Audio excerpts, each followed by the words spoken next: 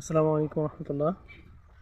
আপনারা কি জানেন যে রাসূলুল্লাহ সাল্লাল্লাহু আলাইহি ওয়াসাল্লামকে আল্লাহ পাক রব্বুল আলামিন ৭০,০০০ বার জিজ্ঞাসা করেছিলেন যে রাসূলুল্লাহ সাল্লাল্লাহু আলাইহি ওয়াসাল্লাম ৭০,০০০ বার জিজ্ঞেস করেছিলেন আল্লাহ সুবহানাহু ওয়া তাআলা, হে রাসূল তুমি কি চাও, হে রাসূল তুমি কি চাও, হে রাসূল তুমি কি চাও, এভাবে ৭০,০০০ বার।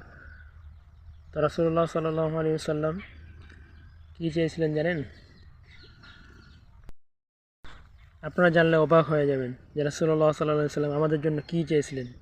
উনি তো চাইলেই অনেক কিছু পাইতো না, ওনার কাছে তো ওয়ান টু ব্যাপার এগুলো। উনি শুধু চেয়েছিল যে হে আল্লাহ তুমি আমার উম্মতকে ক্ষমা করে দাও। সুবহানাল্লাহ। দেখেন রাসূলুল্লাহ সাল্লাল্লাহু আলাইহি সাল্লাম আমাদের জন্য, তার উম্মতের জন্য কত ফিকির করতো সবসময়, কিন্তু আমরা এমন গাফেল মুসলমান হয়ে গেছি যে রাসূলুল্লাহ সাল্লাল্লাহু আলাইহি সাল্লামের এই সুন্নতটুকু মুখে রাখতে চাই না।